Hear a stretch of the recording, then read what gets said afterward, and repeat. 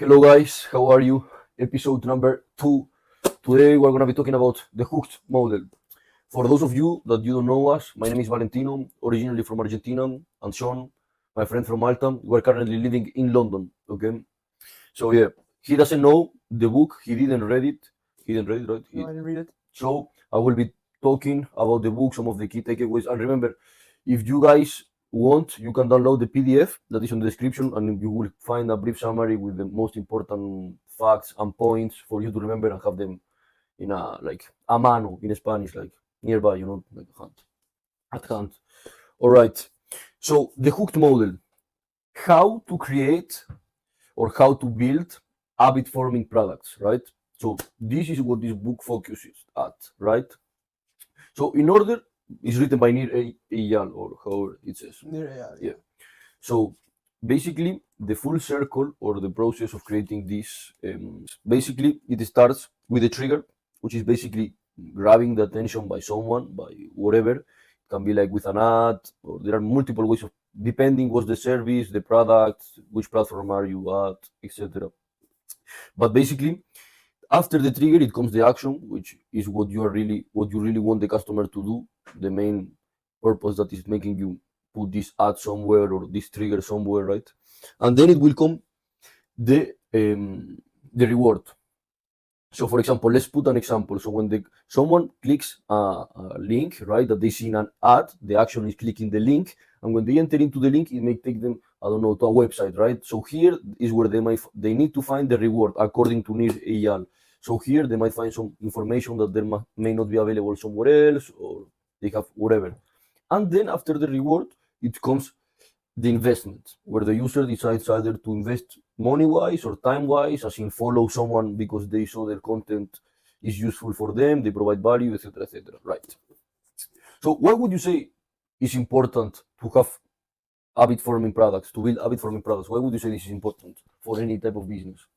I think that having a strong understanding of, from what you just explained, I think if you have a strong understanding of how you're getting to customers and what you're getting to those customers and what they're interpreting from you, you can better understand your product. So, like if you say, let's say the trigger came from Facebook ads, okay? So you can, first thing is you know that it's coming from there, and then the action led to the next touch point. The most important thing for me is the reward. Like I think that the reward can be psychological or not, and that's just gonna determine the opinion on the product. So I don't know. I'm yet to see how this whole thing is gonna play in, but it seems to make sense, kind of. Okay, first of all, a habit, what it is for you? What is it, a habit for you? A habit for me is like a loop. It's like already defined new pathways that just keep happening again. Okay, but for example, do you consider drinking tea an habit? No, because I do this irregularly. Okay, so a habit basically is when not doing a specific action causes you a bit of discomfort, right? When you do an action that you're not thinking about it, right? That you just do it as part of your routine, right? Right, but the real question is why we want to build habit product, habit. So you said when you define habit as when you don't do this task, you feel discomfort. Exactly. Okay. So the question is like, do you want, like, why do we want, and why people and businesses wanna build habit-forming products? This is the question, right? So basically, here are some key points. For example, one of the things is you have a higher customer lifetime value. This means the amount of time they spend with you. Then you have a higher pricing flexibility, as the customer made your product or service part of their routine, they will be willing to pay a higher price as they are already part of their life. As well, growth, as people will share it with their customer, with their friends, etc., etc. Right? Okay. So let's talk about the first part, right? Trigger, causing trigger on people. So there are two types of triggers: internal and external, right? So let's talk about the external. External basically is when it comes from outside, right? So it would be, for example, seeing an ad online or whatever, right? It's basically something that comes outside, not dependent on you, something that you see on the street, something someone tell you, etc., etc. So they are like embedded information which tells the user what to do next, right? And it communicates the next action, basically. For example, like log in to view or fix your account, whatever, right? Then we have internal, right? Well, but okay. Inside external triggers, you know what type of external triggers can come Environment, up? Okay, environment one. social, environmental, family. Basically, these are called relationship triggers, Okay. which is like one person telling another about a specific product or service. Then earned triggers, which can be like uploading organic content on social media. What did you say? Earned Earned. trigger. Okay. Yeah. Or I don't know, yeah, hot viral videos or featured app store placements, stuff like this. Then paid triggers, which is basically search engine marketing and other paid channels. And then number 4, own triggers, which is like a piece of real estate in the user's environment, you know, that they constantly show up in their daily life. So owns triggers, you mean like in their home? Basically, is something Give me an that they example. see all the time, Like right? a billboard if they pass from the same road. Sorry? Like a billboard if they pass from the same road. Give me an example. For example, an app icon on the user's phone screen or an email Let's- okay. newsletter, you know, it's a trigger that they already decided to have, right? And they keep receiving it all the time Okay. or they keep seeing it all the time, but it was already accepted by them. And then you have internal triggers. Which are more powerful? Internal triggers, well, depends for who, right? If you, Does the book say? in order to have an internal trigger, first you need to have external triggers, right? Because internal trigger happen after long time he saw the first external trigger, right? So for example, what could an internal trigger be? For example, an internal trigger is something that manifests directly like in your mind. For example, when you wake up, you wanna go to Instagram because you already know the trigger that will cause you, you know, like there is something there that you know it is there already in your mind. That's the reason why you go there without seeing the trigger before, right? As in if you never used Instagram in your life, first you need to see it externally, right? Okay. After the trigger, it comes the action, right? Which is driven by internal or external cues or information that the user see and informs them what to do next after they see the trigger, right? So in order to initiate action, doing must be easier than thinking, right? So it needs to be clear, direct, you know, it's very important that the client or the customer or whatever is easier for them to act than to think. No cognitive overload, no cognitive Exactly. dissonance. So basically here it talks about the fog behavior model, which is represented by the formula like B equal MAT. So basically it takes into consideration 3 things: the motivation of the customer willing to do it, then the ability, how able is it of the customer to do something, and then the trigger that causes this action, What right? does B stand for? B stands for the fog behavior model. So for behavior, let's say the Behavior. fog behavior model, right? Yeah.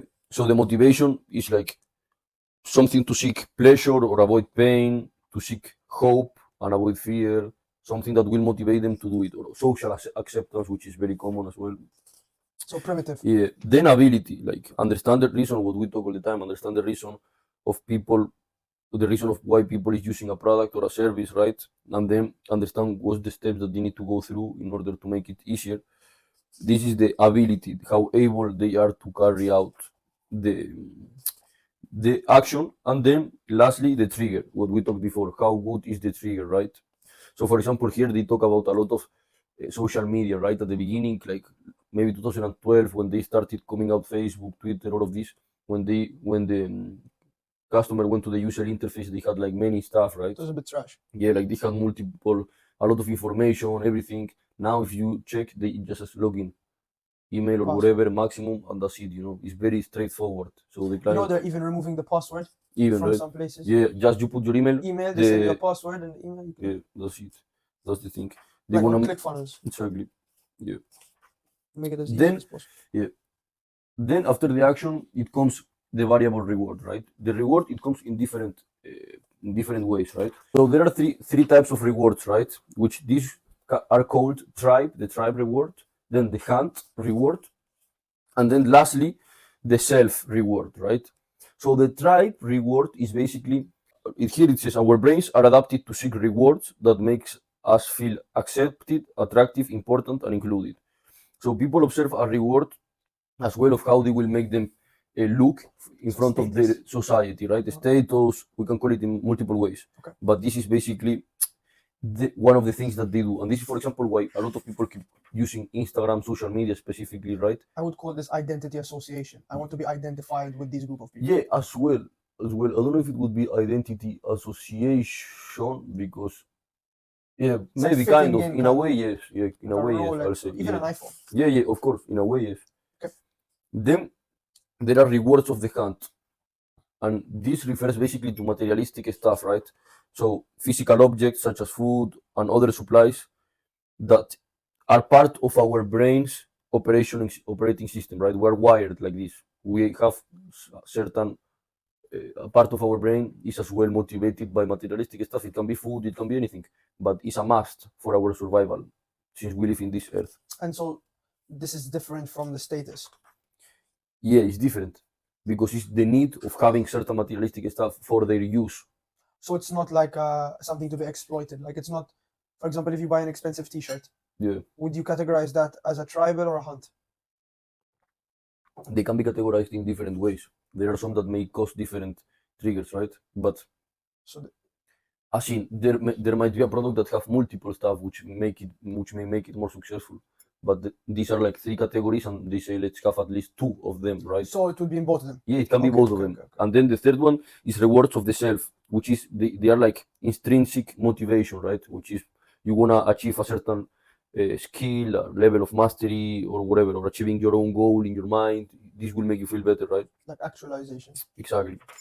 Number 4, so it would be trigger, action, reward, and now it comes investment, right?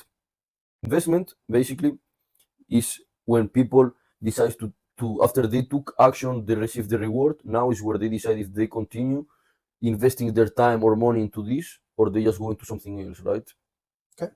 He focuses and he focuses and puts pressure on the fact of it's very important for people to first buy you with their time, and then finally they will invest you with money, right? And the reason is that it becomes with a routine, right? Once that someone or something becomes part of your routine, you see it often, blah blah blah. At the end, you think like, okay, if I put my time onto this, it's because it was worth watching, right? So at the end, you say Might as well put my money. time sometimes is more valuable than money, right? So if you spend a lot of time watching something, at the end you will spend your money, right? So there is an evidence that suggests that our labor leads to love, right? So even though you're working so much that at the end it will end up as love. Labor Right? is love. You say. No, here it says. So the more users invest time and effort into a product or service, the more they value it, right? Yes. So then their labor Oh, ends okay, up okay. being love, let's say, right? Okay. Because you're putting so much time on something that at the end you love it, right? Yes. Because of the amount of time you're putting in it. Or hate it. Yeah, or hate it. If you're in social media. Yeah. So then something interesting as well. I must admit that this book has a lot of feeling information and as well case studies, which is cool if you don't understand it on the first time. But So you think the book could be said in like 10 pages? yeah, I think in 10, maybe 20 pages it could be easily Okay. 20 pages of really useful information. It's finished. But yeah, it has a lot of case studies, which is good if you really wanna see main examples and get ideas. Maybe why not? So the last part I wanted to talk about that I thought it was interesting was how to look for opportunities, right? How to find opportunities in life. Or so a lot of people say like, I want to do something, but I don't know why. What can I do? What can I start, etc. So here it recommends you and incentives you to think in different ways. So for example, studying your own needs, right? Just thinking what would you like to have and you don't have, things that may be pain points for you but you didn't find an answer yet, right? This is one of the things, right? Start to by yourself, start on yourself, on your life, thinking what would I like to have, right? Good could be another way for you to find a new opportunity or a new idea. I think it's good to start in words. Start with like, what would I like to change? What do I feel is missing in my life or something like that? This is what you're saying, right? Firstly, you start by yourself, right? Yeah. Then he said something really good is that each time there are new technologies coming out suddenly. For example, if a new technology makes a new behavior possible, a lot of possibilities are born, right? So keep up with the technological trends because there are a lot of technological tools that can bring a lot of new opportunities in the market, right? AI. And a lot of opportunities possible, like AI, right? That not long ago we were not able to even think about it, and now AI is letting us do everything much easier, Yeah. right? I think like big thing is like, you know, how do you position yourself with AI to be at like the forefront of technological like how would you want to implement AI into your business to or what business? There's so many questions. We should do a book about AI soon. Yeah, yeah. And then as well, another way was like just trying to improve everything you do, right? Thinking ways basically to improve something that you do, right? So one thing is coming up with new needs or new things that could make your life easier, and then secondly, it would be how to how to improve what there is already based on your information, right? Summary basically is the four steps to create a habit building product, right? That is first causing a trigger, then the action, then a reward, and then the investment. Actually, this is useful for Yes. for all the products, right? Of course, I did a very brief summary of the most important stuff, but here, if you want to see the process and examples and etc., I always recommend reading the books. They are good. Even though Ty Lopez says like read the most important takeaways, especially when you read a lot. Yeah. But yeah, so these four steps, then he gives you different opinions, examples, how to come up with new trend, and yeah, this is it. That's it basically. Don't waste your time reading this book. Yeah, I think it's enough with the PDF and this review. So like, if we had to